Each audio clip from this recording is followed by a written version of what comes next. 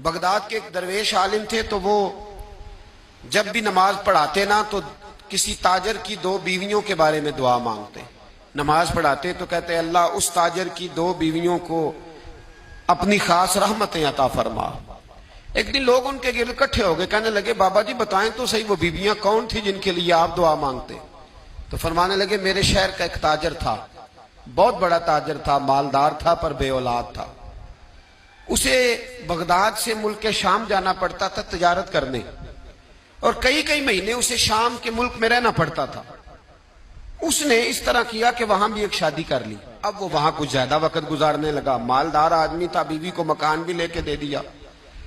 اب وہ دیر سے آتا واپس، اور جب آتا بھی تو اس کے وہ والے انداز نہ ہوتے جو پہلے ہوا کرتے تھے. اب بیوی سے بڑا جاسوس بھی کوئی نہیں ہوتا، اس کو تو پہلے پتہ چل جاتا ہے کہ ماجرا کیا ہے، اسے بڑی خبر ہوتی ہے. وہ کہنے لگی اب کہ جب آتا جاتا ہے تو اس کے حالات کچھ بدلے سے ہیں، ماحول کچھ اور ہے. اس نے ایک بوڑھا آدمی جو اس کا عزیز بھی تھا اور سمجھدار بھی تھا اس کو تیار کیا. کہنے لگی اب کہ جب ملک کے شام جائے نا تو اس کا پیچھا کرنا اور خبر کرنا کہ کہاں رہتا ہے، کہاں جاتا ہے، کیا کرتا ہے. وہ بوڑھے بزرگ جو تھے وہ خاتون کے کہنے پر کچھ اس نے کرایہ بھی دیا. وہ اس تاجر کے پیچھے گئے اور واپس آ کے خبر دی. کہنے لگے کہ یہ تو 2-3 سال بیت گئے، اس نے وہاں بھی شادی کی ہوئی ہے، تجھے بتایا ہی نہیں. بی بی بڑی سمجھدار تھی، حوصلہ مند، زیرک، اس نے شور نہیں مچایا. اس نے کہا کہ میں نا اب جب آئے گا نا تو طریقے سے بات کروں گی اور پوچھوں گی کہ ایسا کیوں کیا. اور یہ بھی اس نے آ کے بتایا کہ اگر تیرے ساتھ نکاح کے بعد اسے اولاد نہیں ملی تو اولاد وہاں بھی کوئی نہیں.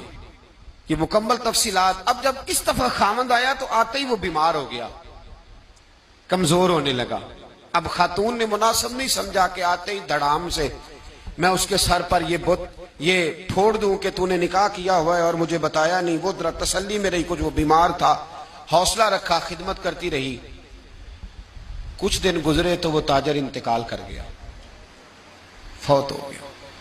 اب راز کھل نہ سکا، عدت گزاری، اور جب سارا مال جمع کیا نا تو اشرفیوں کی بوریاں بھر گئی. سارا مال اس بی بی کا، 4 بوریوں میں اشرفیاں، 4. یہاں تو پیٹ کا دوزخ ہے، معاذ اللہ بھرتا ہی نہیں.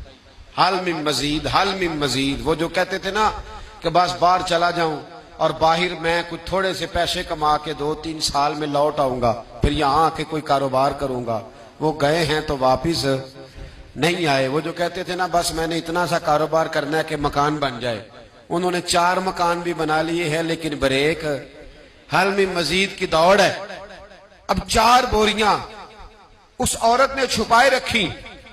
کوئی بندہ نہیں جانتا بغداد میں کہ ملک کے شام میں تاجر کی دوسری بیوی بھی ہے. جب وہ فارغ ہوئی تو اس نے اس بوڑھے جاسوس کو پھر بلایا اور 2 بوریاں اونٹ پہ رکھی، خود بھی ساتھ بیٹھی اور ملک شام گئی.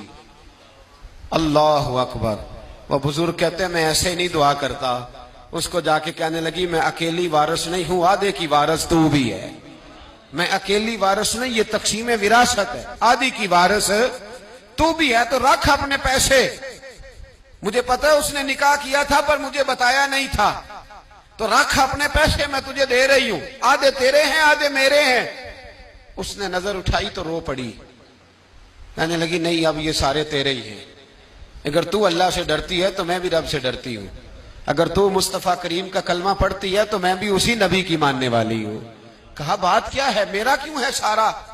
تو وہ خاتون کہنے لگی وہ 2-3 سال سے میرے ساتھ نکاح تھا اور اس نے بتایا تھا مجھے کہ میری بیوی بھی ہے، اور میں غریب تھی تو میرے والدین کو بھی بتایا تھا کہ میری دوسری شادی ہے. یہ مکان اس نے مجھے لے کے دیا تھا، میرے تمام اخراجات وہ پورے کرتا تھا، نان و نفقہ کا خیال رکھتا تھا. لیکن اب کہ جب وہ آیا تو وہ بیمار تھا. اس نے مجھے بتایا کہ مجھے طبیب نے بتایا ہے کہ میں شدید بیمار ہوں، شاید بچ نہ سکوں. تو کہنے لگی وہ مجھے کئی لاکھ روپے بھی دے گیا اور جاتے دفعہ مجھے طلاق بھی دے گیا، فارغ کر گیا. کہنے لگا تو جہاں چاہے میرے بعد نکاح کر سکتی ہے. اور کہنے لگا میں چاہتا تھا پہلی بیوی کو بتا دوں، موقع نہیں بنا اور اس کا دل نہ ٹوٹے، بتا نہیں پایا. لہذا وہ مجھے ڈھیر سارے پیسے دے چکا ہے، سارا میرا حصہ مجھے پہلے سے دے چکا ہے. میری بہن اب یہ 4 بوریوں میں سے 2 میری نہیں بلکہ 4 کی 4 ہی تیری ہے، تو ہی اس کی حقدار ہے۔